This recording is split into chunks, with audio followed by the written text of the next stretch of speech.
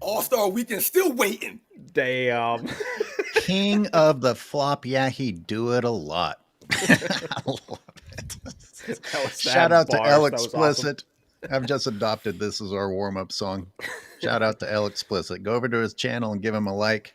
And let me welcome everyone to the Sunday panel. All of our viewers, everyone who's in the chat already. And it felt like it's a football Sunday. I'm having some friends over today, and I thought we should have a full house on the show too. We have Sports and Fitness Rants. We have Johnny Arnett. We have NNB Sports. What's up, y'all?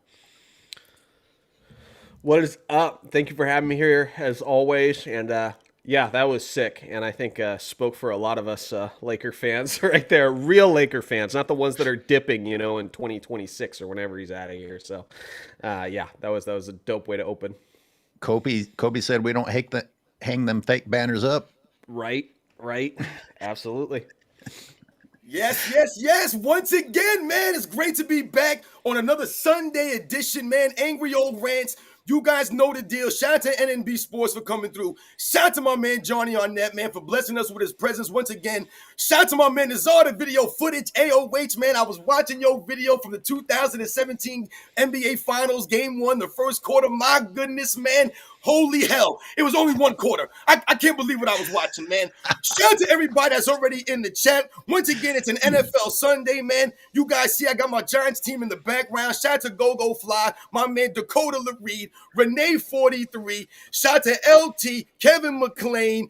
Thank you very much. CJ, Who Oracle, Leo Zakari for coming through. King Speech Row, Michael Gill, Chris Garcia, Candle Guy FX, Wonton, Jay Rockwell, Andrew Music. It's not that serious. Thank you very much to all you guys for coming through, man. You guys know the deal, man. Let's roll. Yeah, my only comment on after week one is apparently a memo went out that we're spitting on people now, and I completely missed it. I guess that's the new thing we're doing. That was crazy. I don't know what's going on. We are going to start with you today, Nick. We are going to start with you. I want to let people know that Speem's going to be in the chat. He can't be on the call. I know I said he was joining, but he's not. And Jim, our usual data dropper at 9:30, is on a family vacation. We are without Jim today. Just warning everybody. And Nick, this involves... Jim. I'm finding a reason to involve Dallas in this conversation. With what's going on with the Clippers and finding a sneaky way to come up with money to pay extra talent to be on your team, does this not remind us of Jerry Jones going the corporate route to bring in corporate sponsorship in order to pay Deion Sanders the money that he came up with for Deion Sanders? Am I reaching too far, or is this? I know it's different, but is it similar? You'll have to educate me. That story is not in my repertoire, so you'll have to educate me on this one. Actually, even though I'm the Cowboys fan. Oh, okay. Well, I only learned about it because of the Netflix special about the Cowboys. I still haven't watched it. I have this weird thing where, like, I never saw the last Matrix movie. I never saw I haven't watched the Johnny Manziel. I haven't watched the Johnny Manziel Netflix thing yet because in my mind is how I want to remember it. You know what I mean? Like, I have a love for something, and I know that if I watch this thing or what have you, it's going to change it, or it's going to try it and change it the way I remember it, right? Or the way I want to feel about it, which you could see that as good or bad, but I kind of stay away from like those, the big productions of things that I liked as in my childhood or things that go on these days that I have a fond memory of. Yep. I'll tell you what not to avoid. Don't avoid the Expendables movies, all right? You want to talk about some childhood heroes get together, man?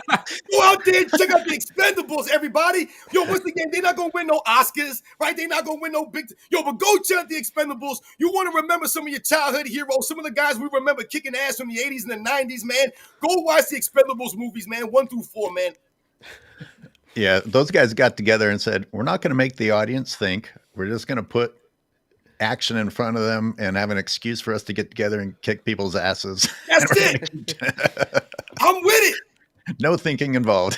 Yo, you know what's funny about that movie is I remember when the first one came out, there was a story that went out that they were trying to get Jean-Claude Van Damme to come out for Expendables #1. Mm-hmm. But the story goes as Jean-Claude Van Damme thought that those movies was a silly concept. and that it was stupid for them to try to do this all those years later to try to, get back those glory days, so to speak. And then he saw how good the movie did, and he was like, yo, you know what? This is actually a good idea. And you saw my man Jean-Claude Van Damme was in the second one, right?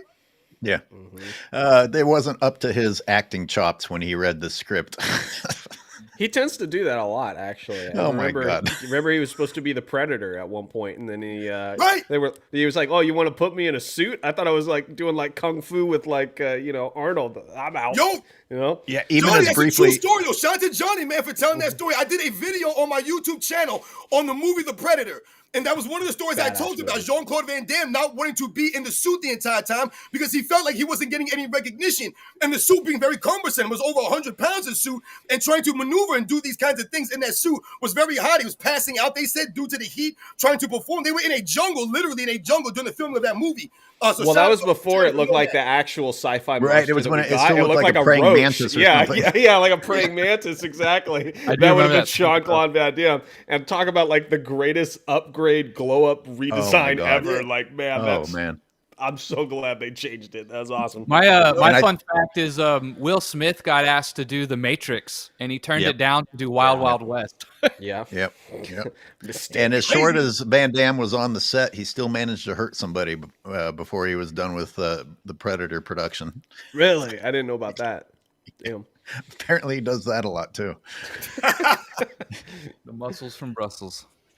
Shout out to Jean-Claude Van Damme, man. Okay, I love it. He's a goat. Shout out to Jean-Claude Van Damme. He's goat. Are you guys familiar with Space Ice on YouTube? He kind of glorifies Van Damme with his movie breakdowns, but he does it in a pretty funny way.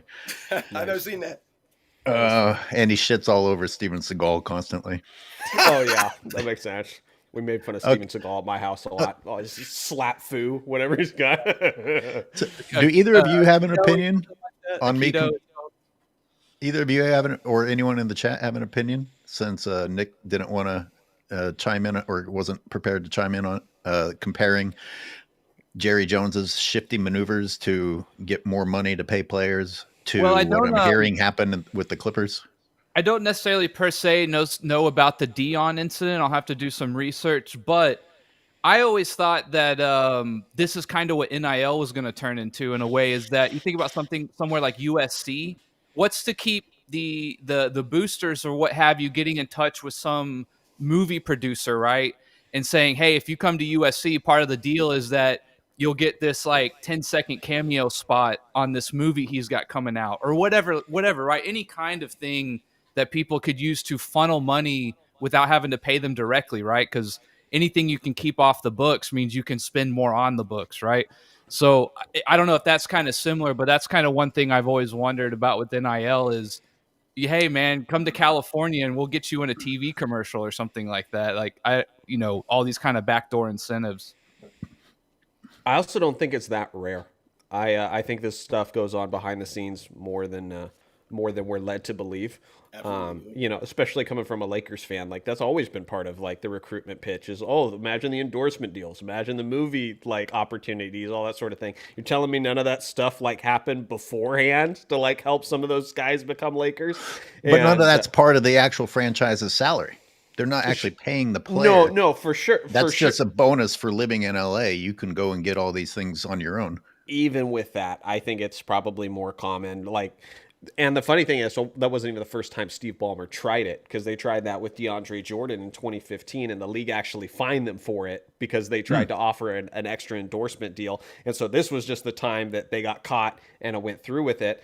And if Pablo Torre wasn't like this super obsessive, like to his credit, investigative journalist, nobody would be talking about this right now.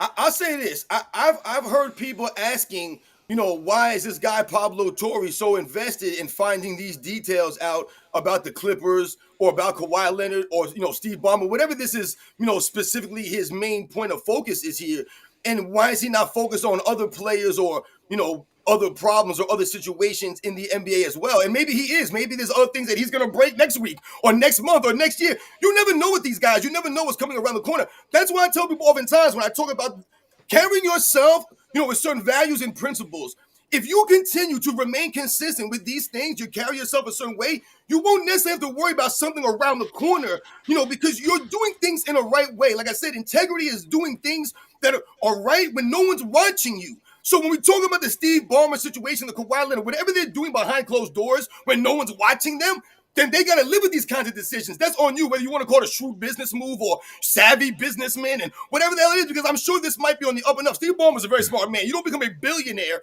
without being very, very smart and very savvy with your money. So am I to believe that this guy doesn't know what he's doing or understand that he's doing something maybe illegal? I don't believe he's doing something maybe necessarily illegal. He might be doing something that might be frowned upon, but it may not necessarily be illegal. And those are two completely different things here.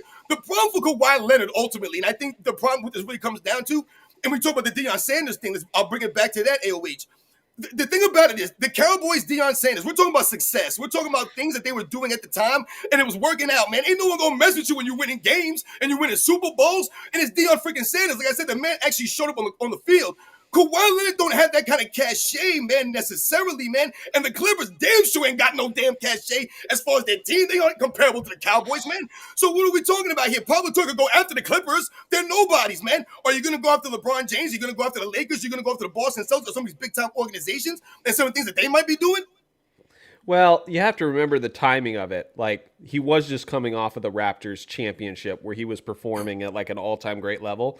So we thought he had cachet. And people were saying, is he now the best player in the league? And then, for the next 5 years, he's just injured, load managing, all that sort of thing. But for a while, we were like, oh, Kawhi in Toronto has reached a new level. So we thought maybe he'd reach that level. Johnny, hold on, I'll let you keep going. But Sure, remember, Johnny, that season he was playing under those load managing restrictions. Sure. Right? So everyone knew he was kind of damaged goods. Remember, he sat out a whole season. So we have to keep those things in mind. Sure. But I mean, some teams will take it if you get that same level of play in the playoffs. Yeah, but absolutely. Yep. What I will say about that, though, is what's interesting to me about this story is what were the timing of the events and how it all took place? Because you'll remember when Kawhi Leonard was a free agent, who was the one team that everybody said he was going to?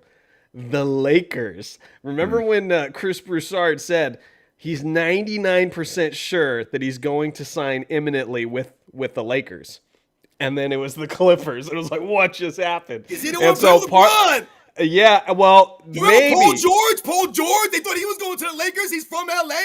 But how much of that was Steve Ballmer coming in, in the right moment to just be like, okay, to like before you even make that decision, here's an extra, like I wonder if that helped really sway him in one direction or the other. Good point. I'm out of my league here. I don't really know. Finances is not my thing. I also think part of it is it's just so egregious, right? And like I know Robin was saying, technically they didn't break the law per se, but no, I don't know if they did. I'm not saying they didn't, Nick.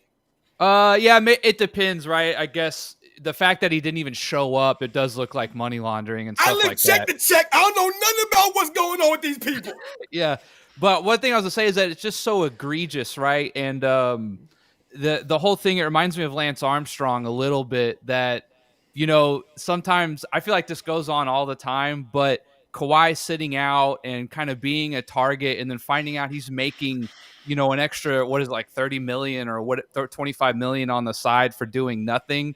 It just is like such an egregious look that he's not even playing and all these things. So like what he was saying, I am interested in the timeline, right? Was this just to get him to come to the Clippers, or was this sort of something that was done afterwards? I think if it's done afterwards, after he had sat the bench and load managed, I think that's really was rubbing people the wrong way, and they're kind of wondering like, what the hell, Oh, but what I was going to say is that in terms of an owner, though, he probably has done obviously something wrong. I mean, I've even heard people say they're going to take the team away from him. I don't think it's that serious, but I will be interested to see how the other owners react, because I'm sure, like we say, a lot of this goes on, and they might be saying like, let's not dig into this too much. Let's give them a slap on the wrist or a punishment, but let's not investigate too hard, I want to clarify also and say something as far as we're talking about laws and rules, or, you're breaking, like we're talking about like, code of ethics or something like that. We talk about, in the reality or in the world. There are also there are rules in the NBA that, these guys have to follow in guidelines. So, I'm sure that they probably violated those kinds of rules or those kinds of quote unquote laws. So, I can't speak to that. So if Steve Ballmer or the Clippers organization violated some of those rules that they've, agreed to follow, then yeah, there could be some consequences here at the end of the day for the Los Angeles Clippers.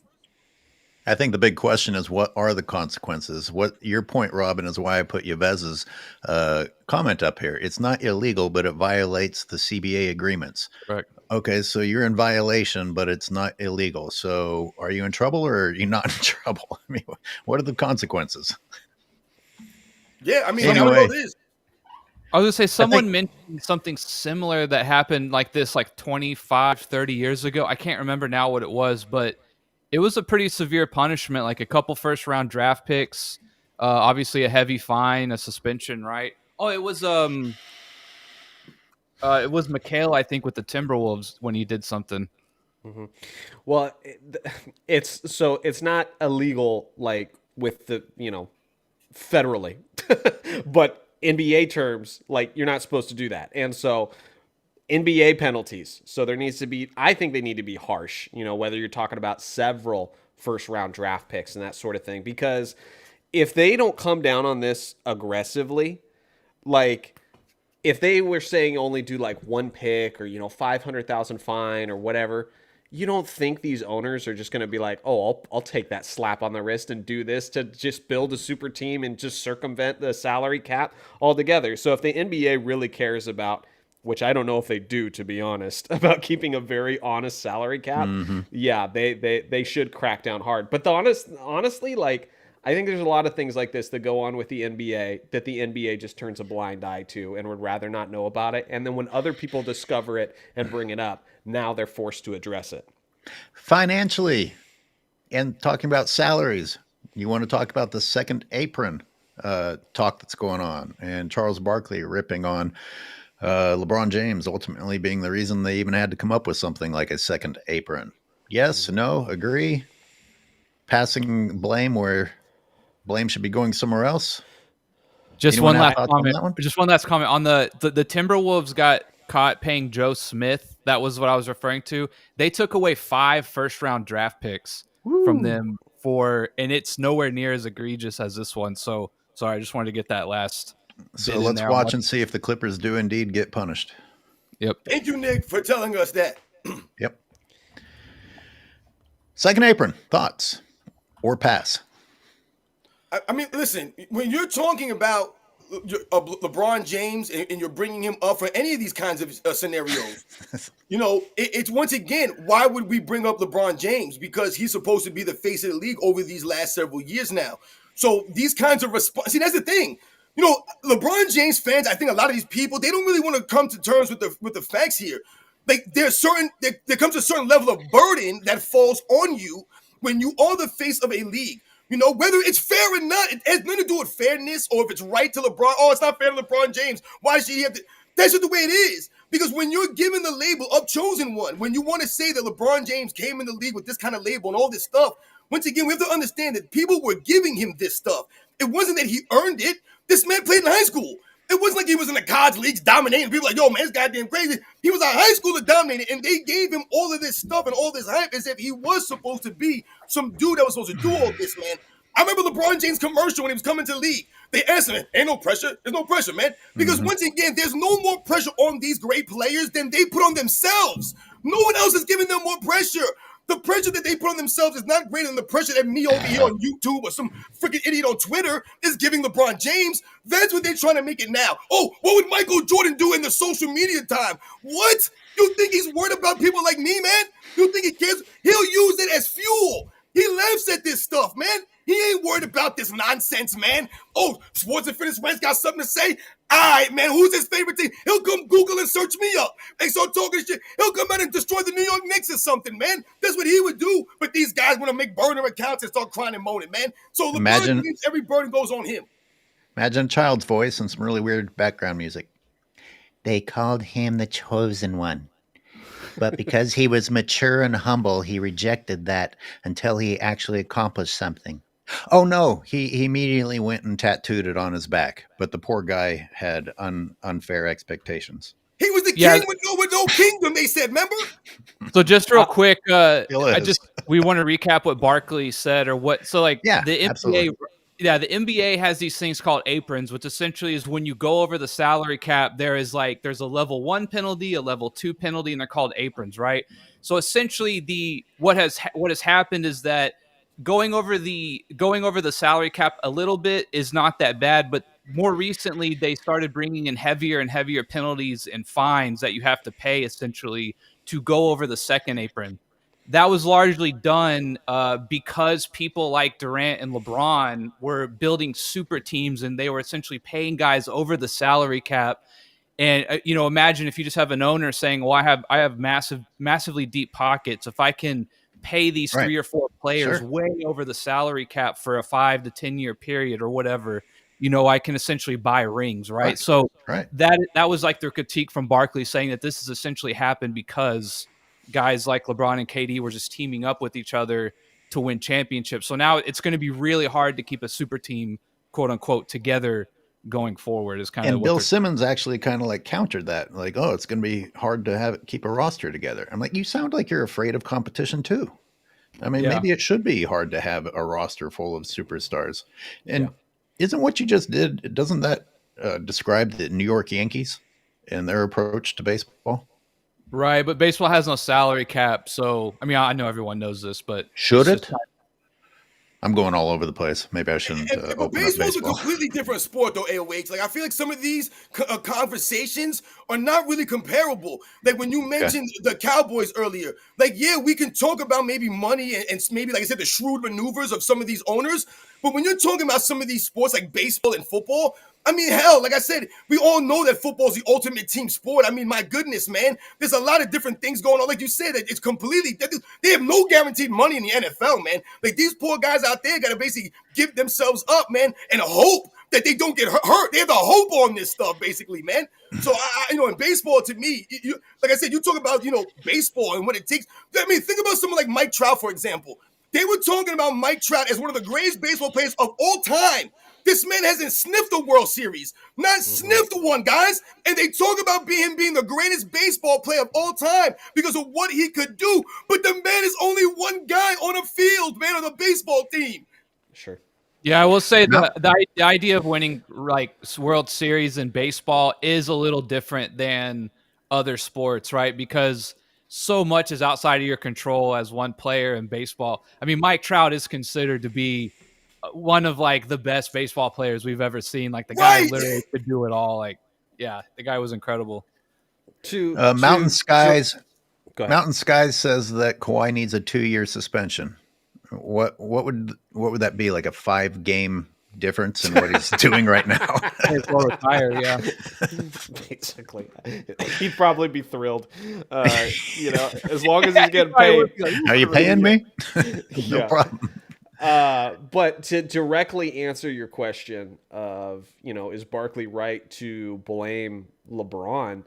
I mean, if you want to go to the source, I don't see how you could blame anybody else. Like, I have always argued that KD did it even worse, but it's definitely LeBron who set the trend, because, people want to bring up other examples up to that point. But ring chasing was a thing in the past, and to a certain extent, it was accepted. Like ring chasing in the 80s and 90s and early 2000s, that was accepted as an older player at the very tail end of his career, accepting way less money to spend a year or two on a championship contender to try to get a ring. And people didn't have a problem with first ring. Yeah, the first ring, exactly. Yeah. And so, Barkley on the Rockets and, Karl Malone, Gary Payton on the Lakers, that sort of thing, it was kind of accepted to a certain extent.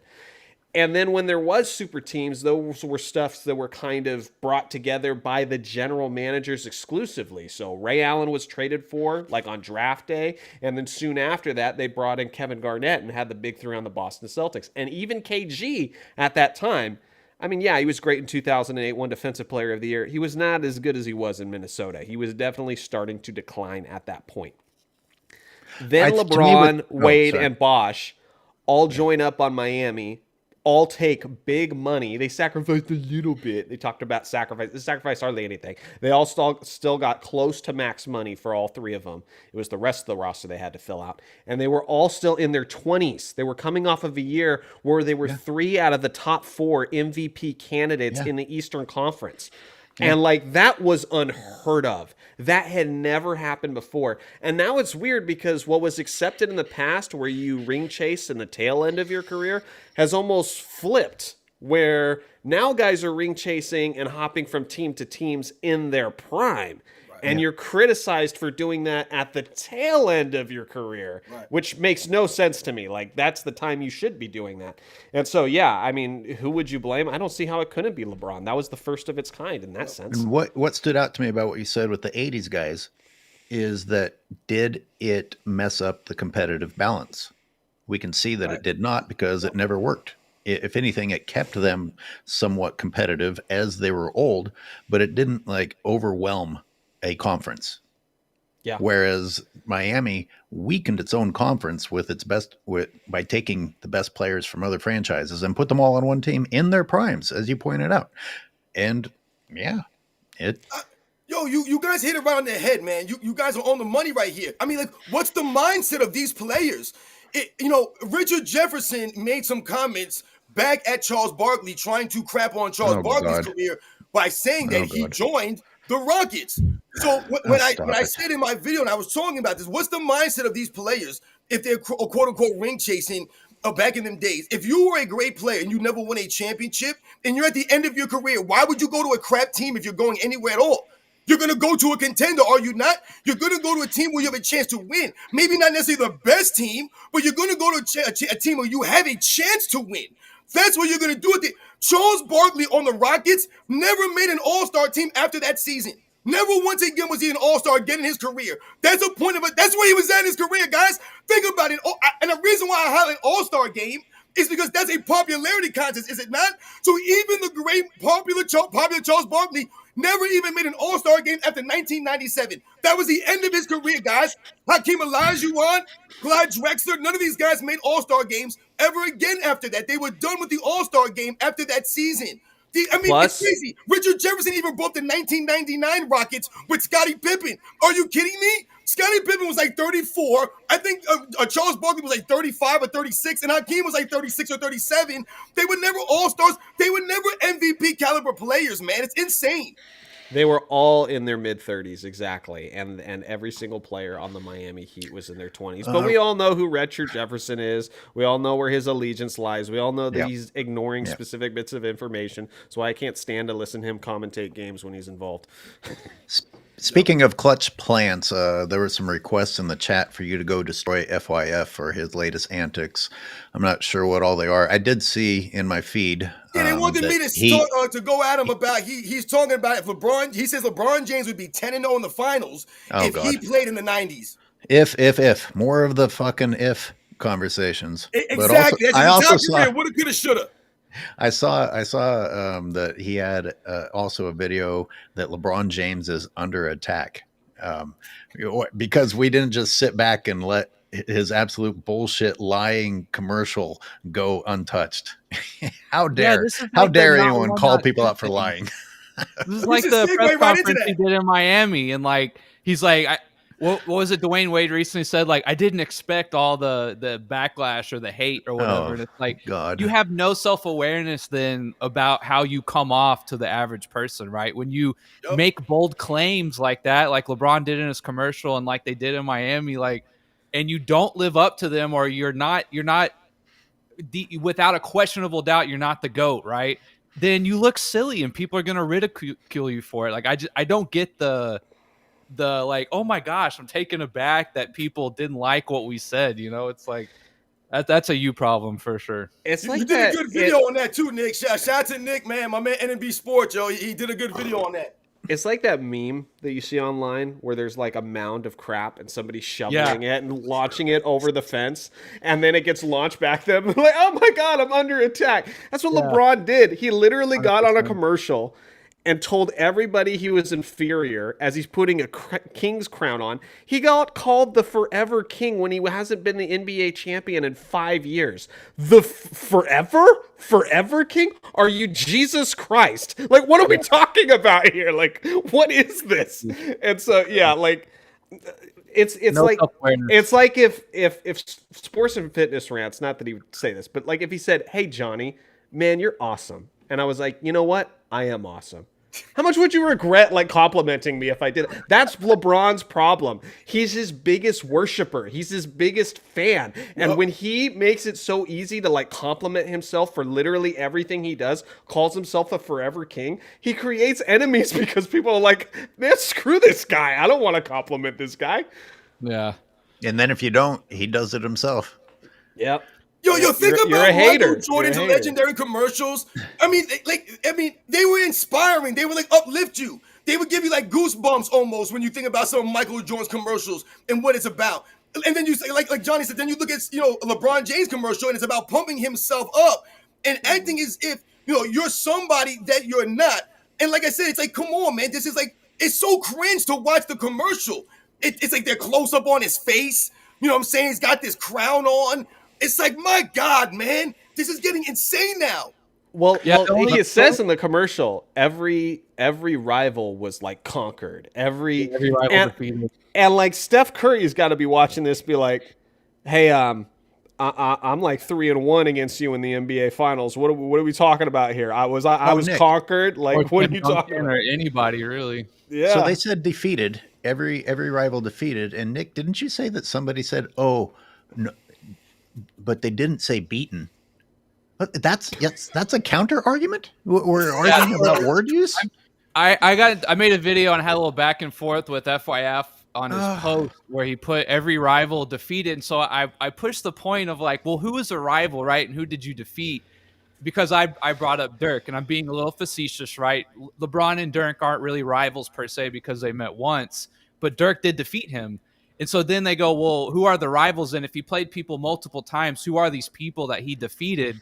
And essentially what they offered up to me was like Paul Pierce was really, and DeMar DeRozan are really like the only guys that he's owned without a shadow of a doubt in the playoffs or in big moments.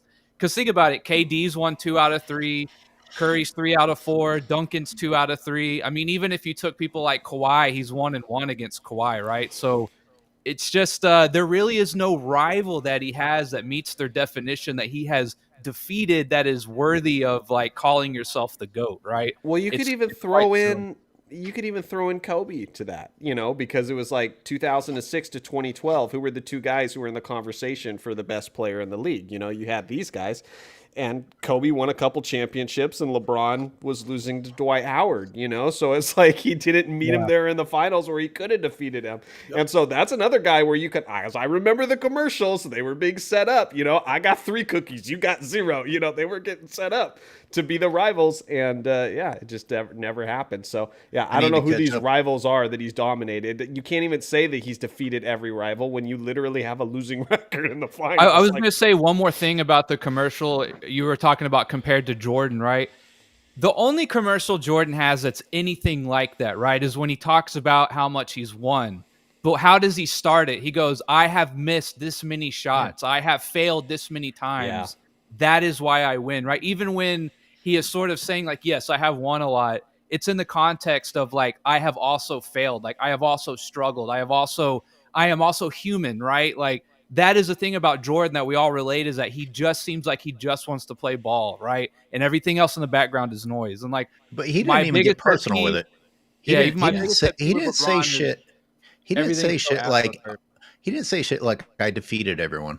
I destroyed everyone. He just said, because I kept trying after I failed, I ultimately succeeded. But he didn't have to go over further than that. He didn't have to get specific and be like, fuck you, Utah, fuck you, Pacers, and I'm better than everybody. It's just, hey, the message I got, and I was in my 20s when that came out, was don't be afraid of failure. You have to fail to succeed.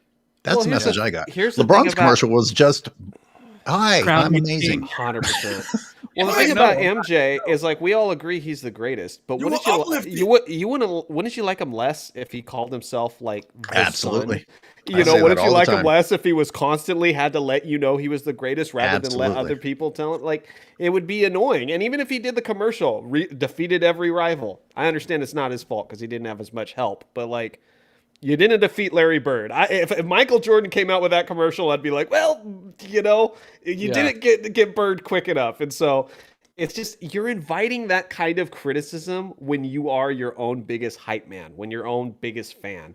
And that's the thing I can't stand. You can't have a rival when you joined your rivals. See, that's the problem here. The rivals that LeBron James was ultimately supposed to have were the guys that he came in with. This is why we talk about these comparisons between Michael Jordan, the 80s guys, and the 90s. That's his era.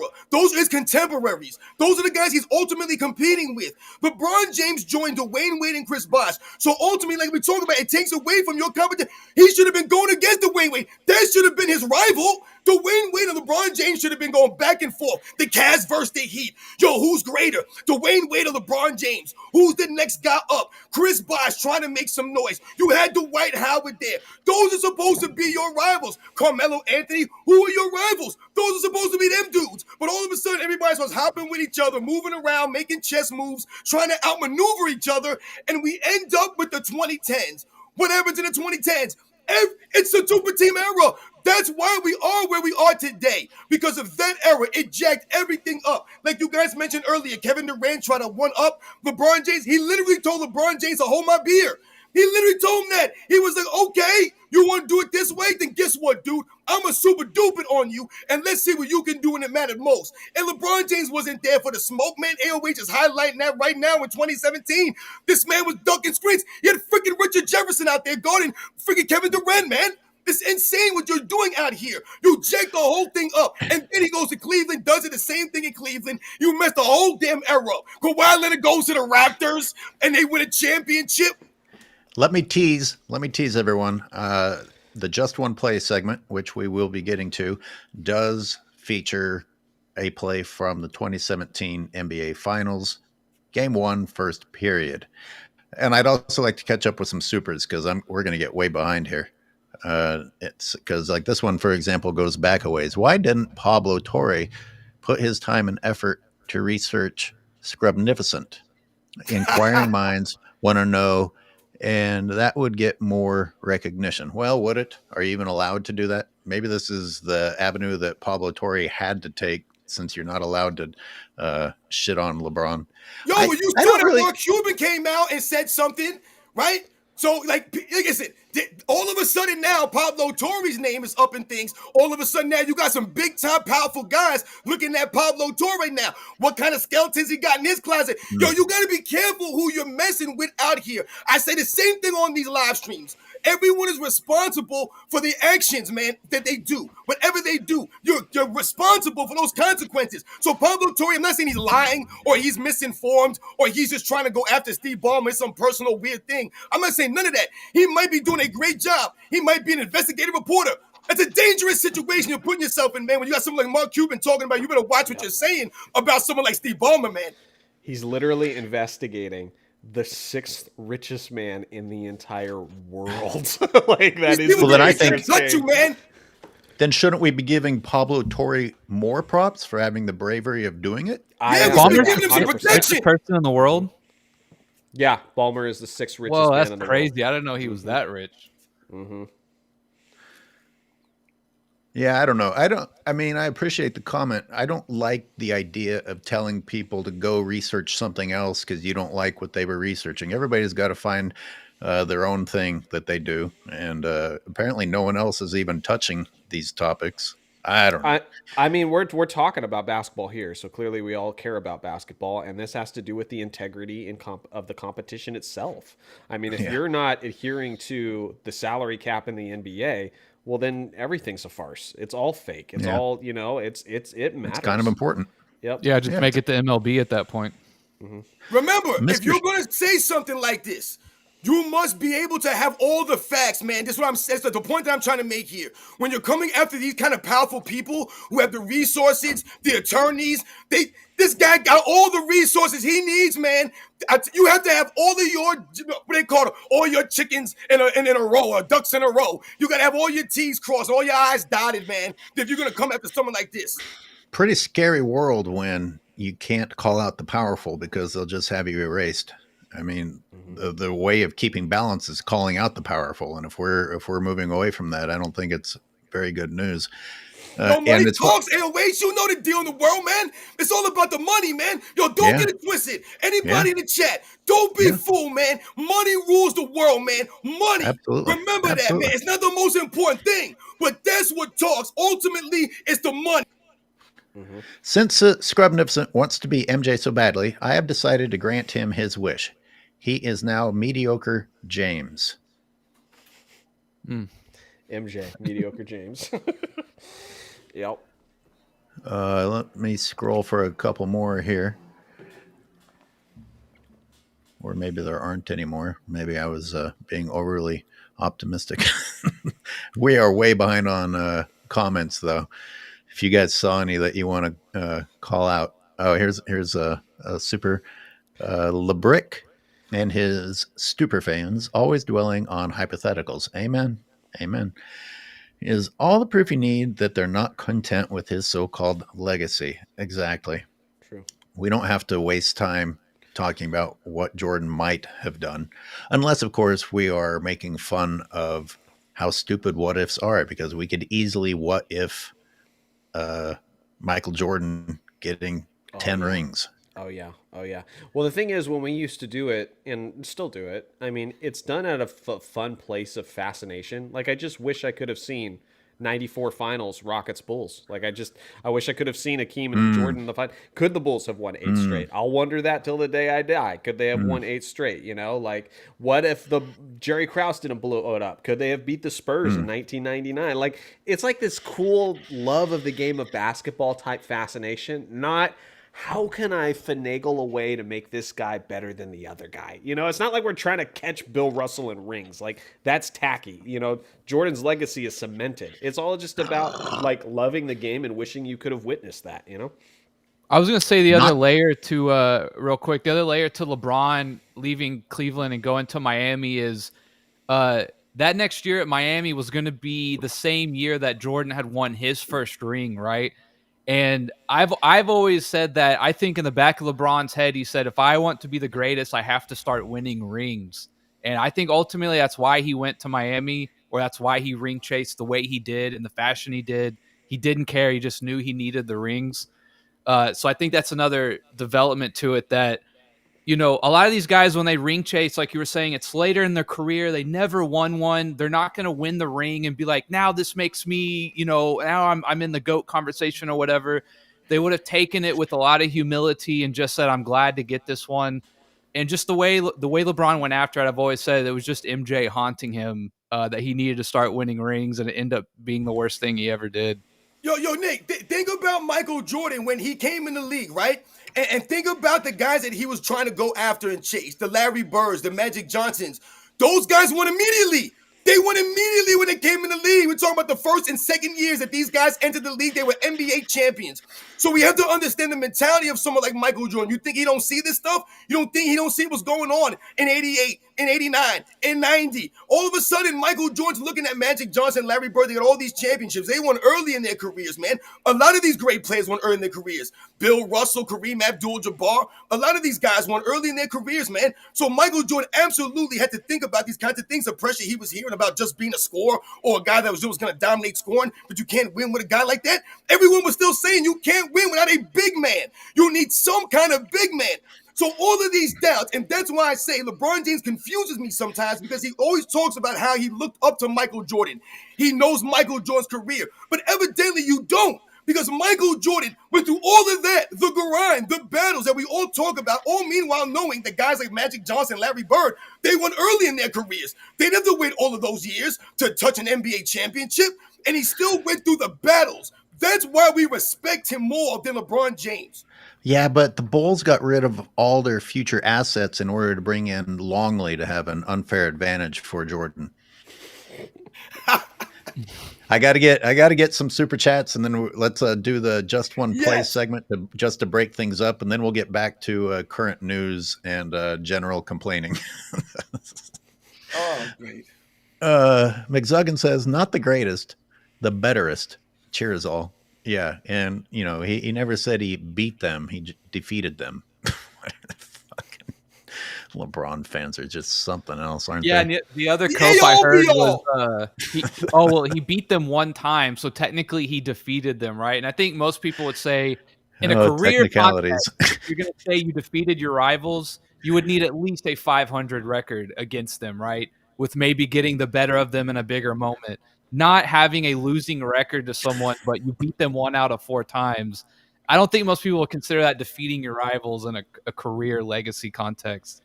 Yo, Dwight Howard said that they took it personal in 2009 that Nike was making commercials with the Kobe Bryant, LeBron James puppets in the finals. He said that they were upset before that matchup because everyone assumed that they were supposed to win. So if we're talking about a Nike corporation hyping up LeBron James's way, hyping up Kobe Bryant, hyping up the NBA finals, we're talking about everyone assuming the Cavaliers are going to win this matchup. Think about the mindset of Nike for them to even think about. They never did it for Michael Jordan. I don't remember no dolls. He's going to go through Detroit like nothing. They never had no one that hyped up like this. You hyped them up, and the Dwight Howard went Michael Jordan on LeBron James. He took it personal against you, and he went out there and destroyed your team, man. And once again, when we think about what Kobe Bryant did to that same exact Orlando Magic team in the finals, this is why a lot of people talk about LeBron James ducking the smoke that year, man. Come on, man. Again, it's not fair because Dwight Howard had Hito Turkoglu. Yeah. Hito. Okay. Animaniac, 89. That was the other guy I was trying to think of. Yeah. Jameer, and then I made that video, and apparently Jameer was actually hurt during a lot of that. Yeah, no, he was. Yeah, he came back for the finals. And that was probably a mistake, too, because they had that was a mistake, Johnny, yes. Yeah. Did you see? I mean, I don't know if you guys saw when I was calling out the bullshit that the Cavs never helped LeBron, and I showed everything that they did for him. But the bigger takeaway to me was the Bulls roster staying consistent and consisting of all draft picks, with the exception of oh my God, I have to say it, the white boy. The one it's because that's the only. God damn it! What's his fucking name? Sure. Huh? No. The first John GP. Paxson. Paxson. Oh, yeah, John Paxson. Paxson was an actual free agent pickup, who at the time was scoring 4 points a game when they got him. So let's calm down.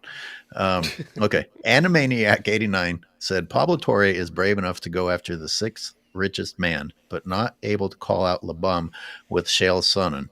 LeBum is definitely an industry plant. Yeah, it's a good point, I guess. Like you said, man, LeBron James does a lot to protect his image in the media and things of this nature. I don't think that. See, this is the thing. When you think about someone like Steve Ballmer, I go back to what I said earlier. Someone like Steve Ballmer, this is so beneath him. This whole thing, in my mind, that's what he's thinking. Because he doesn't believe he did anything wrong, technically, in his mind, perhaps. He really believes that he did nothing wrong, whether he did or not. That's the realm I believe that he's living in. Because you talk about these big guys, and we're talking about money. Think about the money that Kawhi Leonard got. That is pocket change to this man, guys. Think about this. It's pocket, was it $28 million, I think, or something like that? That is pocket change to Steve Ballmer. When you talk about what my man Jimmy just said, you are the 6th. You are the 6th with TH after that in the world. Not America, not in New York, in the world. You talk about $28 million, that's nothing. That dude sneezes that, man. Every day he spends it on gas for his yacht, man. Now, is this company Aspire, the tree company, is it just complete and utter bullshit? Because that actually is what pissed me off the most. It's like, man, you guys haven't actually trees this whole time. It was. That's the funny thing is like everybody's like targeting Steve Ballmer, but they're like, hey, this big old climate change money laundering company that's out here to do good in the world is all just like fake and running scams, and everybody's like, F Steve Ballmer. And it's like, it's kind of a big deal too, actually. Yeah, at least plant some trees, bro. Like, but they didn't even do it. That's what I mean. Like, or maybe they did. I don't know the full details. Maybe they planted a couple, but not 28 million worth. I can tell you that. And I'm not saying that Steve Ballmer doesn't know where his money's going. I'm not saying that. He's a billionaire. I'm not saying he doesn't know where his money. Oh, he doesn't know where 20 million. No, I'm not saying that. What I'm saying is that these minor transactions in a billionaire's life, these are routine for him. This is not necessarily something that he's like, oh, wait, what's this shady business over here that's going on? This is a routine maneuver for this guy. What's Reed Spame's message? Oh, shit, where'd it go? God damn it. I would have to think with him owning a team, but is he a great father? Does he strive for greatness? At least he's not the old owner, right? Getting busted for the racist comments or whatever. But I just think this trend with the Clippers is hilarious. Like every new owner of the Clippers is eventually going to be forced to sell the team. Yeah. So that's what we were actually saying that. But hey, man, if he totally, first of all, I think he knew, right? I think owning the Clippers and then knowing that you're going to pay an employee off the books, I think that's something he definitely had to know about. How could he not have known? Like the salary cap, this is what they all spend like brainstorming in their storm rooms all the time, looking at whiteboards and looking at all these players trying to make it work. Like, how could he not know? Like, come on. Very involved too. Like you can tell he likes being an NBA owner. He's very much like Mark Cuban. Like he's very involved, goes to the games. You can tell he's a big fan, right? But there might be some actual legal consequences here. If it was just a complete no-show and it's seen as fraud and money laundering, like there could actually be some legal consequences. I don't think any actual real-world legal consequences will happen. But if it's egregious enough and he gets the wrong judge or what have you, right? I mean, it could be seen as fraud and he could actually, I don't know what they would do. He wouldn't serve jail time, I don't think, obviously, but who knows what they might do legally if they really want to pursue it. Mm-hmm. So Inspirational says he can't hear Robin. That's not something you ever hear. You must be the only person on the planet who can't hear Robin. No, you're fine. Everyone can hear you. I know. I thought I saw people telling me to shut up in the chat. Yeah, exactly. It's the other way around. Somebody said I used to watch the show, except for now Robin talks too much. What was the previous version of the show that you used to watch? Because I wasn't on it. All right, let's get to just one play. We're going to look at the first period of Game 1 of the 2017 Finals. Why? Well, you're right. I should probably finish the other projects that I haven't. I'm going to turn the audio off on it and give my own background. So Uncut Hoops had a video out the other day, and he happened to be showing clips from the series. And I was just like, man, LeBron's getting worked over and over and over again. And it turns out most of this is from the first period of Game 1, as I would come to find out. This isn't even scouring the entire series to find this stuff. But there was one play in particular that reminded me of my Gobert and LeBron James breakdowns, in which I did a just one play. And it was that play in which LeBron James flees the paint and leaves Maxi Kleber to guard both Reed and Gobert, which of course isn't possible. And so Maxi gets dunked on. We see it again. Like I saw the play that Uncut included here. And I was like, wait a minute, I've seen this before. LeBron's been doing this for years, apparently. So we're coming up on it, and I'm not going to try and fast forward because there's Durant dunking on LeBron yet again. And here's the play. And don't worry, I go really slow-mo here. All right. You guys tell me whenever you... Okay, so I'm gonna pause it. One thing I pointed out here is that this was off of a missed shot, so you see that things are a little bit discombobulated, and the vast majority of people are at the top of the key, maybe even approaching the half-court area. J.R. Smith is caught in no man's land because there was a loose ball. But LeBron James leaves the paint. Did you all see that? Mm-hmm. Leaves JaVale McGee utterly alone. Goes out to guard Kevin Durant, who runs by him immediately and effortlessly. Now, watch JaVale McGee roll down again. I'm showing how everyone is at the top. So you've literally got every Cavalier and every Warrior up at the top, and LeBron standing around underneath, watching, waiting for his rebound opportunity to pad his stats or catch a breath or whatever, Mr. Best conditioned guy in the league. In any case, the Cavs only have one guy down low, and the one guy down low decides it's a good idea to leave when JaVale McGee goes down to threaten the paint. Oh, I better get out of here. Now start preparing arguments in your mind for why this would be a good idea. I see Johnny rubbing his head. And it's so easy. Kevin Durant decides to dish it off. But look at LeBron get blown by. Gee, good thing you ran out there, LeBron. That helped a lot. It's the GM's fault for not having Kyle Kuzma on the team so that he could shove LeBron in the back where he needs to be. That's what it is. Yeah. Poor J.R. Smith has to come over and get shit on. And that's all you'll see in the poster. It's just J.R. Smith getting destroyed. J.R. Smith's career. LeBron getting him shit on. Yep. So making teammates better. Okay, so I think I'm showing this here to say that, yes, maybe one of the two guys up at the perimeter here should have gone over to Durant. But does that justify, like, LeBron is so worried about Durant shooting the three that he gives up a guaranteed dunk? Is that basketball intelligence? I mean, it's a guaranteed fucking dunk at that point. Yeah, I agree. You have to stay home if no one's there. Use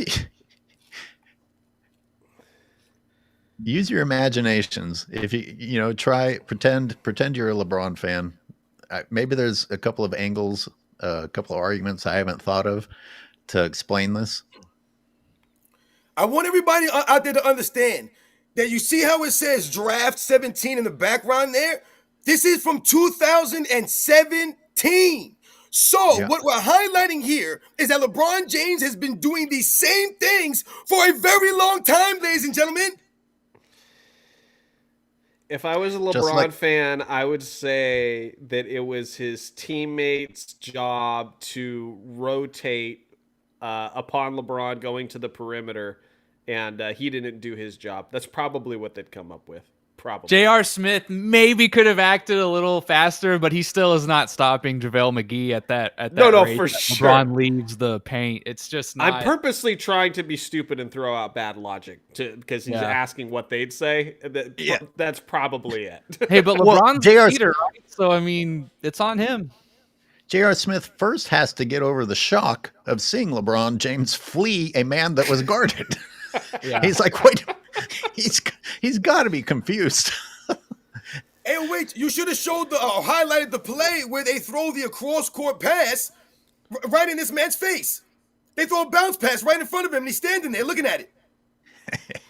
I had one more comment. You're talking about KD scoring on LeBron. There is a great video out there somewhere. I can't remember what it was, but it's like KD and LeBron back in their early years, and they're playing some kind of like pro-am or pickup game, against some good people at a gym. Obviously, these guys don't go to just any gym. And I mean, Durant puts an absolute lesson on scoring. He scores every which way in that game, and you can just see when people talk about how good Durant is. I know he's not playing against NBA competition; it's still good competition, but you can just see how effortless it was for him in that situation, right? LeBron is still like going as hard as possible, and you can tell he does not have the shot. He doesn't have the skills that Durant has, and he struggles much more than Durant does in that when they're playing. It's a really great video. I can't really remember what it is, but it's out there somewhere. And I mean, Durant, just like the skill-wise offensively, though, it's just such a great video to watch about how Durant gets his buckets versus how LeBron has to get his, right? and we're talking about against below average NBA competition. So it's a great video. If you guys, it's like probably like a 10, 15-minute video. If you got time to go find it, it's a good watch. Mm-hmm. Okay. It's funny to think about, like, I think sometimes people are too harsh on Shaq, but I get the idea, and I agree to a certain extent. Shaq could have been the greatest player of all time based on how gifted he is, how strong he is, all that sort of thing. I mean, to me, the conversation, I do believe, is a manufactured GOAT debate that's forced. That, like, LeBron's not close to MJ. He's not. He's not nearly as impressive. He hasn't won as much. It's like, Uncut Hoops once said, the gap between, as far as success and accomplishments between LeBron and Michael Jordan is Kevin Durant, like literally in terms of finals MVPs, all that sort of thing. And so it's funny, like, could honest people say after LeBron's career is done, like, if he had the same mindset as MJ or Kobe, he could have been the greatest, because, I mean, seriously, when you look at how long now there's been this defensive issues, how poor he's been as a free throw shooter, especially late in games, sort of thing. And just even like with turnovers and stuff, being the all-time leader in turnovers, And the thing that really stood out to me on that defensive play that you pointed out is, think of like the great team defenders like Draymond Green, or even in this recent or current era, Kevin Garnett. Those guys are always yelling and calling out, like, here, you need to be here, you need to make here, rotate, that sort of thing. Like, LeBron's just silently, like, letting everything happening and then abandoning his man. And there's not a word said on defense while they're just being picked apart by the Warriors. Like, that's the thing that stands out to me, too, is, like, LeBron's not taking that leadership role on the defensive end. Well, Johnny, as Sports and Fitness Rants pointed out, this is just one play of, I mean, the entire first period already is a complete debacle of LeBron James. And to your point about, could he have been better? I was thinking something similar. I was just like, he's so bad. I start wondering if this is a question of a lack of effort or if he's actually that bad. And as if he had tried harder, could they have actually won more? Because half the time he just doesn't look interested in being involved in an effort play, especially one in which he might get dunked on or he might pick up a foul. And that's the difference between winning and losing. Well, he just said, like yesterday, while they were getting honored for the Redeem Team Hall of Fame and that sort of thing, how Kobe came in and motivated him defensively. And so I genuinely do think that it's not just LeBron either. Defense as a whole, like, at least half of that is an effort and motivation type thing. Like, you have to go out there. It's not like offense where you could just stand in a corner and you're doing your assignment, spreading the floor, waiting for your corner three. No, you have to constantly keep your feet moving. You have to constantly be hunting your man and paying attention. And a lot of guys just don't want to play with that effort, and they take plays off, and it costs them in the long run. Yeah, well, that's what I'm sorry. Go ahead, Nick. I was gonna say one of my biggest gripes about superstars are guys. Remember, at least when I was growing up, it used to be in the summertime is when players are made, right? You work on a move or two, a weakness or two. You try to make your things you're good at an ultimate strength or something like that, right? And like one of the reasons I've always been down on someone like Dwight Howard or James Harden or even LeBron James is I have not really seen their game evolve at all. Really, like they come in and they're kind of good at what they're good at and they're great at it. But what about everything else, right? Did Dwight Howard ever get like a little 10-foot baby hook shot? Did he ever get, did James Harden ever get like a 15-foot turnaround? And with guys like Jordan and Kobe and several others, right? Even Magic Johnson, right? Just being good at knocking down an open three if needed, right? They came back and they improved on things and you could see their game evolving, right? Jordan was not the greatest shooter, right? But you can tell when he started getting to the NBA and he realized, man, I can't just dunk on everyone all the time. You saw the turnaround and the jump shot come along, right? To a point that it was just deadly every time, right? And that's the thing with LeBron that, he says he has a bag and I see you're athletic. I see you're big. I see you are the specimen of like the 0.001% of just athletes that we've ever seen. But in terms of your game, I just like you brought the free throws. That's what made me think of that as the free throws. How do you not get to an 85% plus free throw percentage as the GOAT throughout your career, right? Things like that. That stuff drives me crazy. Yeah, no, Absolutely. the only thing I was going to say before is when you guys, Johnny, you were talking about the effort on defense and how that's, half of what you need just to play defense. You have to start with effort. That's where everything starts. That's why I was highlighting before. It was 2017, right? And we're highlighting the first quarter. Because the first quarter of a game, we shouldn't be questioning your effort. The game just freaking started, man. You should be out there hustling. Are you kidding me? I think we all can agree who played sports in our lives, no matter what the sport is, when you first start out that game, you are the freshest you're going to be.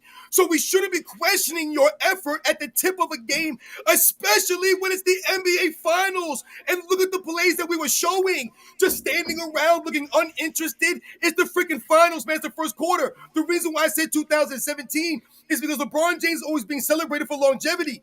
But like you mentioned, you're taking off and not giving effort for all of these years since back then. That's why you haven't made an all-defensive team in all these years. It's not because you're not good enough to make an all-defensive team. You haven't given the damn effort. So LeBron James fans would be like, oh, LeBron James, man, pick LeBron James. He locked down anybody. He got 1 through 5. Where's LeBron James' consistency? Where's his consistent greatness on defense? It's never been there. He's been taking a back seat, coasting out there on the basketball court, lollygagging, looking at everybody else. It's ridiculous, some of this videotape. It's embarrassing. I've got a still I want to share here. Somebody posted this, and it said so much aura. And I guess the if Redeem team was honored recently, it would explain why this is posted. But look, Dwayne Wade, Chris Bosh, and Kobe were so much more important to that team and that team winning than LeBron James was. And what does LeBron James do? He goes out and gets Dwayne Wade and Chris Bosh, and apparently tried to get Chris Paul too at some point. Dwayne Wade was really good in that Redeem team. I know Kobe was a leader, but Dwayne Wade really played good in that series. I think because of Kobe's leadership and defensive, impact, you'd probably say he was the MVP at that time if they gave out the MVP award. But from a statistical standpoint, especially just offensively, you could definitely argue Wade. Wade was nuts for that team. And remember, they didn't have to win by 1 billion points for the Redeem team. It was about winning. At that point, you needed goal. It didn't matter if you won by 40 or you won by 10. Y'all had to go out there and win because we were looking like a damn, a shell of ourselves out there in Olympic play. So it was about going out there. I'll never forget Chris Bosh telling that story that he told about trying to be the first one at practice because he wanted to set a precedent. He wanted to show, and start off on the right foot. And he said when he got there, Kobe Bryant was already soaked in sweat, man. Come on. The level that Kobe Bryant was at, someone like LeBron James and these other guys, they didn't realize the level that he was at, which is why he was as successful as he was. When you talk about the Kobe Bryant, Michael Jordan comparisons, the greatness in Kobe Bryant is that he was nowhere near as gifted physically or athletically as Michael Jordan was. He didn't have the long arms of Michael Jordan or the big hands of Michael Jordan. He couldn't jump or have the quickness of a Michael Jordan. That Kobe Bryant was a great athlete, but not like Michael Jordan. But his work ethic was unmatched by anyone in the history of the game. LeBron James, those other guys, that's what they witnessed. The work ethic in the mind of someone like Kobe Bryant.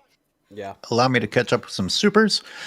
Robin, this is for you. Ready for another close game between Washington and the G-Men?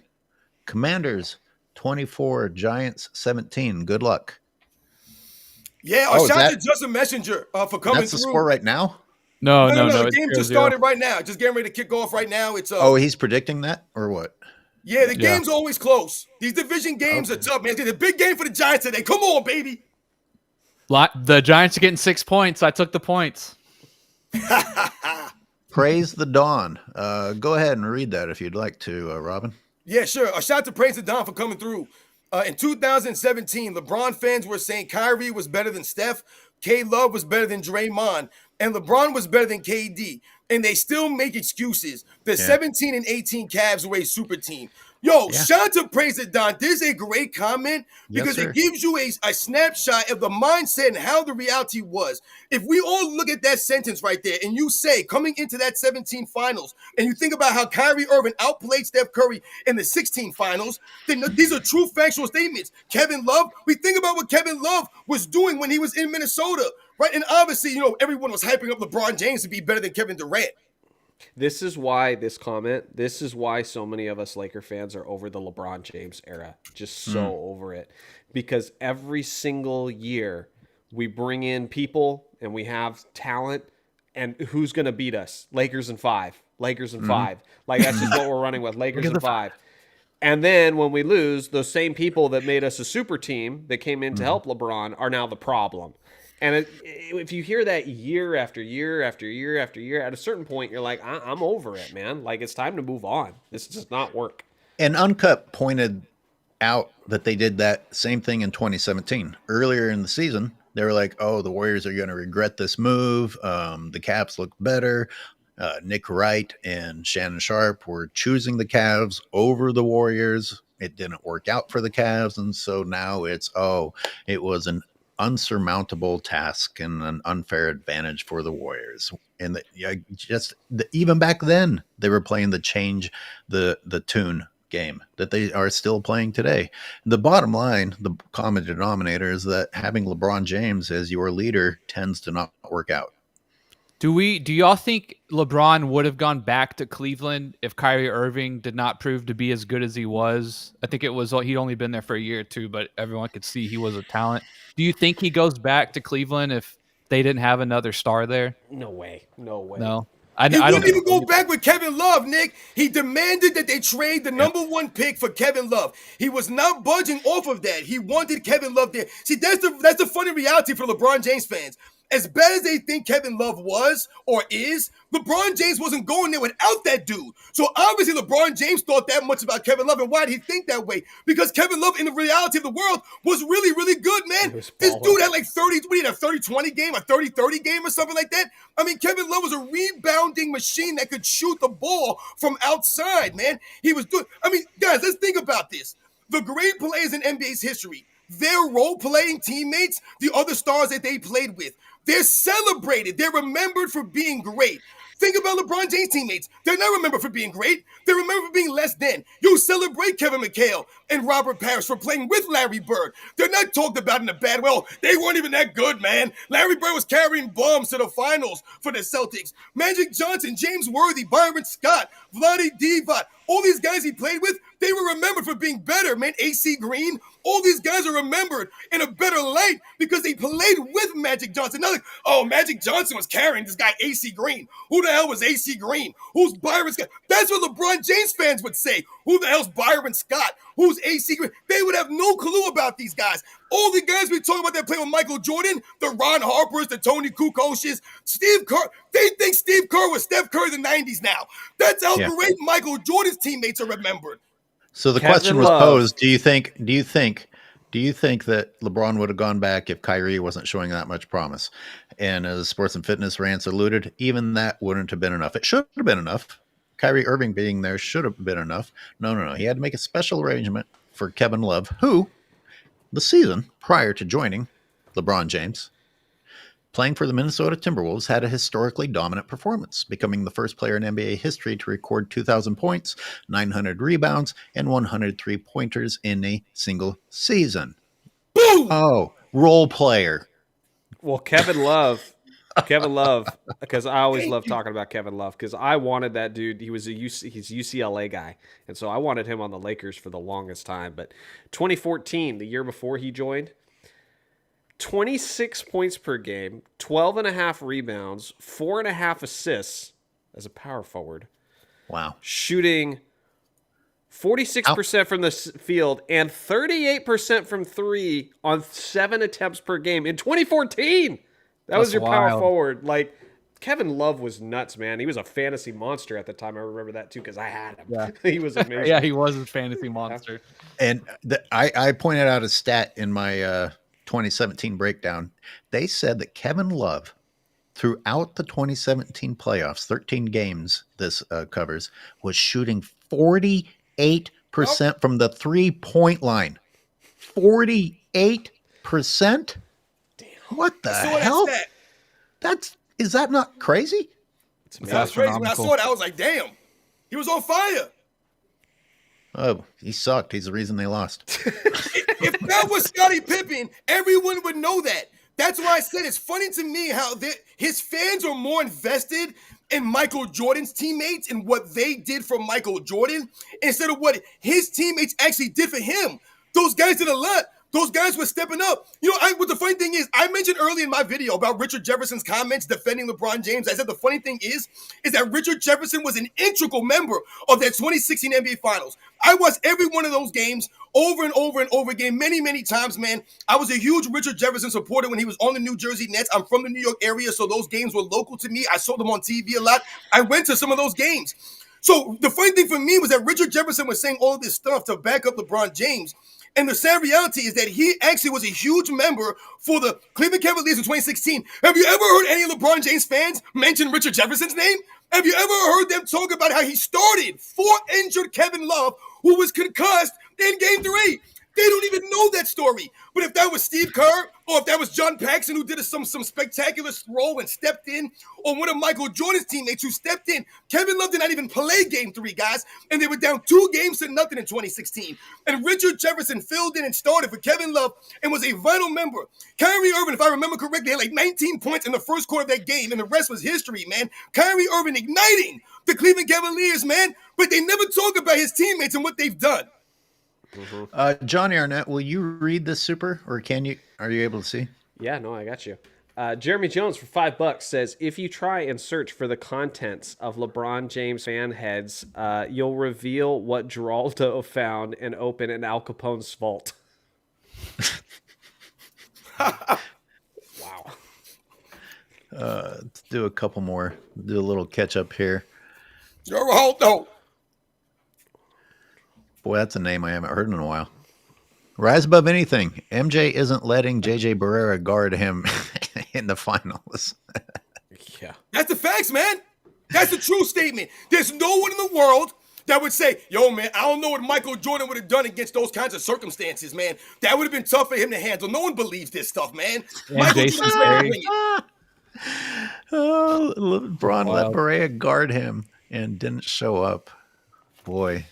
I mean, some of this shit doesn't sound real. Some of the things from LeBron's actual history just don't seem like it could be real. Remember, it was Jason Kidd who was giving tips for Rick Carlisle and the coaching staff for the game plan for the Dallas Mavericks. Jason Kidd's insight on LeBron James. Remember, he was the babysitter, the quote-unquote babysitter for LeBron James in 08. So a couple of years later, there he is on the Dallas Mavericks, and all of a sudden, his insight on LeBron James and his lack of overall game, what he doesn't like and what he does like, helps the Dallas Mavericks in their defensive game plan. Rick Carlisle has said this, and Jason Kidd has verified this. And he needs more credit for that, too. 9-time All-Defender Jason Kidd. Nick, how about you read this one, if you can see it? From David Hudson, $2. LeBron is the Wish Timu version of Nate Robinson. That's funny. Robin, if you watched that whole 2017 breakdown, you also, and this is involving Kevin Love again. I talked about how LeBron James wouldn't let the better free throw shooters on the team take the technical foul shots and other shots on the team because he was trying to get to his point totals. And I saw that. The article I read said that Kevin Love was walking to the free throw line and LeBron shoved him out of there for a tech. And at the time, Kevin Love was shooting like 85% or something like that. And LeBron was shooting 69 in the regular season and 67 in the playoffs. And, I mean, this probably didn't help Kevin Love's mental health either. Like just having to not only have a reduced role in terms of what he was capable of with Minnesota, but now you have to watch the worst free throw shooter on the team take your team's free throws. I mean, and wasn't Kyrie Irving like a 90% free throw shooter or something like that? I mean, Kyrie Irving's money from the free throw line. Yeah, 50, 40, 90 club, I think. I mean, like I said, Kyrie Irving's money from the free throw line. What are we doing here? And Robin, please read this from McZuggins. Yeah, once again, shout out to McZuggins, man, a true supporter of our live streams. That Kawhi deal was voided if he left LAC. Scummy or not, shows the lengths some owners are down to go to combat team hopping now. What y'all think? Yeah, absolutely. That's the point he's trying to make, the team hopping. So he's talking about intercepting Kawhi instead of Kawhi actually arriving in LA? So no. So Kawhi had that thing. What was it called? Like aspiration or something like that. Right. It was a sponsorship that ended up getting like X more millions of dollars for Kawhi. But part of the agreement in that sponsorship was if he ended up playing for another team outside of Clippers within like the next like however many years or so, then the payment would be voided. The contract would be voided, so they would owe him no more. And so I don't know how he's interpreting it, this comment. All I see that as is another manipulative way to get Kawhi on the Clippers and get him to stay on the Clippers. That's how I see it. Kawhi went along with it too. Sure. Kawhi did not like begrudgingly sign that. No, 100%. I'm not defending Kawhi. Yeah, no, but it's just so they could protect each other, to be like, just so we're clear, right? This is for while you're here on my team, right? And if you leave, no, he wasn't the manipulated one. That's probably not even the wrong word. I'm saying dishonest. Dishonest is more what it is. Yeah, I think McZuggins is saying is that. Or I think the point that maybe he's trying to make is that the owners or someone like Steve Ballmer has to go to an extreme because of the extreme circumstances of these players and how they're manipulating the owners now, so to speak. I think makes sense. Mm-hmm. Right. King's Speech. Thank you for pointing this out. I saw this clip and I did want to talk about it today. Like LeBron looks more at home in China than he does in the United States. I got to tell you. And did you hear the crowd? Did you hear the crowd shouting MVP as he was walking by? I'm like, do these people know what MVP means? Or do they just know that you're supposed to say it when you see a basketball player? I mean, it didn't have any context that made any sense, but LeBron James missed every fucking shot he took and finally ended the thing with a lazy two-handed dunk, and the crowd erupted for him after missing every shot. And King's Speech says it proves that the NBA is magnet ball. Anyone who's over 6'6" in China, they probably call MVP.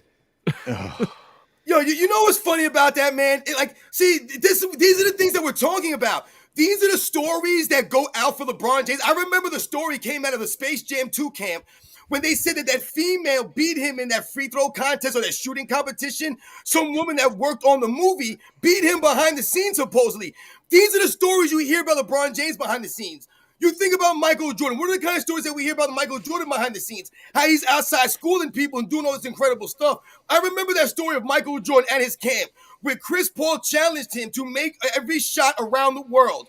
He had to make a 3-point shot from around the world, right? And if he missed any of the shots, then the kids at his camp would get free sneakers.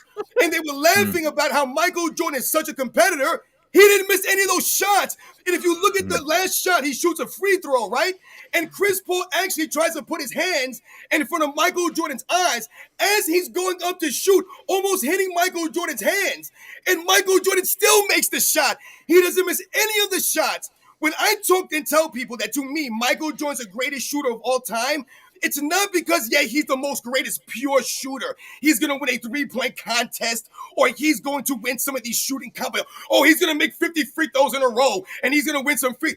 If I need a basket when it matters most, amen. I'm going Michael Jordan. Dude, I didn't even know that story. Thank you. Thank you for sharing that. And don't forget the Nike camp story where they tried to bury that footage of him getting dunked on. You remember that? That was the first bad look for LeBron that I can remember. Uncut, welcome to the show. I mentioned you earlier, and I wanted to ask you, where do you get your higher quality clips? Do you have the entire games in high quality? Because mine always end up being a reduced quality when I go and get the entire game. And I also needed to read. Actually, Robin, you want to do this? Bring the energy for us? Yeah, absolutely. Shout out to Darryl Jones for coming through, man. To Nick, Wrong, and Gil, and all LeBron fans last night at the Hall of Fame ceremony. LeBron admit that he was trying to get to Kobe level.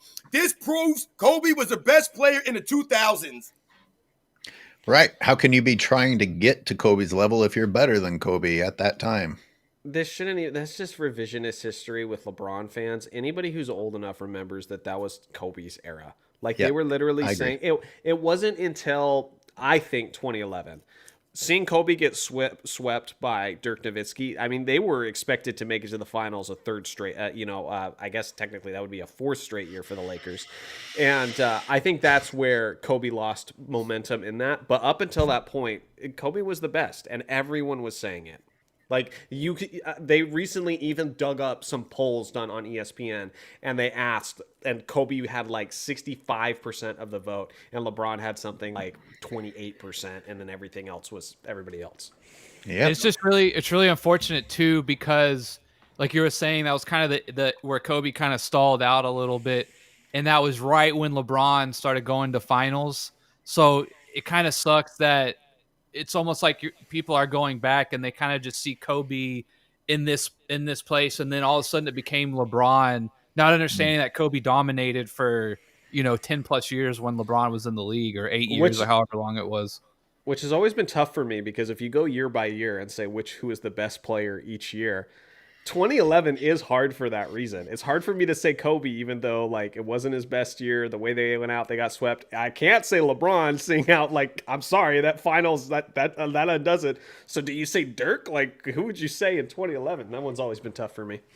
Hey, remember also though, in relation to Kobe Bryant and his career kind of ending the way that it did or whatever, we also have to remember that Kobe Bryant wasn't allowed to manipulate all these trades and free agents, apparently like LeBron James has been able to do, because they denied him the trade for Chris Paul because they were worried about what? Some unfair competitive advantage for Kobe Bryant and the Lakers. So it's really funny to me that they would use that excuse to stop the Chris Paul trade, but you let LeBron James and the rest of these guys manipulate the NBA in such a degree that you destroyed it. I mean, like I said before, think about the 2010s and what it gave us today. The reality of where we are right now, guys. How the NBA All-Star game is in shambles. We've talked about how these guys need flopping guidelines. They have load managing guidelines now for these guys. All the things that are going on in the league, it's ridiculous. The play-in tournament, the in-season tournament. This is all due to the 2010s play, guys. Yeah, that was the year that Derrick Rose won it. So right, he's probably worth Part of my evidence that I did not always hate LeBron is that I rooted against Kobe. And when they were heralding this new guy, LeBron, I was like, oh, maybe this freak of nature that they say is also talented can, knock Kobe off. And that's not really how it went down. Kobe ended up, falling off from injuries and other things, but LeBron never defeated Kobe. In fact, Kobe wasn't even supposed to win those 2 championships, and he got the end. That's the grace of Kobe Bryant. Johnny, you just said before, well, I guess technically he was supposed to be going for 4 in a row. That's right, my man. He was supposed to be going for his 4th trip to the NBA Finals in a row with a team that no one really thinks is like that. So he wasn't building a super team and going to 4 straight NBA Finals or attempting to do this. He was doing this with good players that were solid role players that did their job. The Lamar Odoms, the Pau Gasols, right? Some of these guys that he was winning with, they weren't bums, they weren't scrubs, but they weren't household names, man. He was making it work. What did Michael Jordan say to him? Yo, you got to figure it out, dude. If you want to be a winner, you want that, you got to figure it out. He figured it out. And what ended up happening for someone like Kobe Bryant versus someone like LeBron James, because Kobe Bryant was so obsessed with winning championships and trying to match Michael Jordan, because he gave it all on both sides of the court consistently, his body couldn't hold up that way. And he ended up breaking down ultimately. You didn't get that trade to help boost your career. You got Steve Nash when Steve Nash was damn near 40 years old, man. Come on, stop it. Well, here's the thing. I just to piggyback off of that. Here's the thing that's frustrated me about LeBron and why he's been plummeting on my all-time list fairly recently, is because I think that you could really learn a lot about an athlete, how he responds to a big loss. Like, literally, visibly, how does he take it? Remember Kobe, he just won 3 straight championships, 2000, 2001, 2002. They get eliminated in the semifinals by the Spurs in 2003 in 6 games. And right after the interview, they asked Kobe what he's going to do, and he's in tears. He's in tears that they didn't just win 4 straight. Any other regular NBA athlete would have been, not any other, but any like the Jordans, the Kobes, just that basketball. Sort of thing. Yeah, or not even that far. Not even that far. They'd cope with the fact that, well, you can't win every game. No, Kobe's in tears because he expected to win 4 straight. And not only that, but Caron Butler has a really cool story about when him and Kobe were teammates. And I've told this one before on this channel, but I just love it so much because it really tells you a lot about leadership and the stuff that doesn't show up on the stat sheet. But all the other Laker players are saying, come on, Kobe, you freaking introvert isolationist, come hang out with us and let's go hit the nightclubs. Let's go out. Let's go do things. I remember this. And, Kobe doesn't want to do it, but eventually he's, all right, fine, I'll go out with you guys. So they go out that night. Everybody comes home at 2 a.m. And then at like 4 a.m., he's knocking on their doors and like, what are you doing? We just said goodbye like 2 hours ago. He said, we did your thing. Now you're going to do my thing. Now we're going to the gym. Okay. And now we're spending hours in the gym while all of them are like hung over and stuff. But that when they were like, okay, I see what we expect this season. This is what we're doing. I'm not going out late at night because I want to do this. That's leadership. So then you have LeBron saying, usually one of three things after he gets eliminated or after they lose a game. Either it's just basketball, it's somebody else's fault, or the team needs to get better. And it's like, it's one of those three things every time. Where is that leadership step that's saying, no, we can win with what we have now. I need to lead and we need to make more of it. And that's the part that's just missing. Yeah, I have two funny stories about Caron Butler. Apparently, he used to drink a whole 2-liter of Mountain Dew before the game or at halftime. I can't remember which one. That's crazy. Yeah, it just tells you the metabolism of these guys, though. And the other one was, remember, don't forget, he got hurt the year the Mavs won it. He got hurt like a third of the way through the season. He was playing arguably some of the best basketball he had ever played all around. Sure. So I really wish he would have stayed with us that year to win it with us. Yep. You guys, I've got friends come over to watch football. Do it, man. Haas wants to call in. Some other people want to call in. If you want to entertain that while I am not here, you can, or we can just cut it clean. Giants are on, man. Okay. I got to go watch football too. Johnny, thanks for being here. Nick, thanks for being here. Man. Robin, Appreciate thanks for being here. Everyone in the chat, thank you for being here. Everyone go have a great football Sunday. Catch you guys on the next one.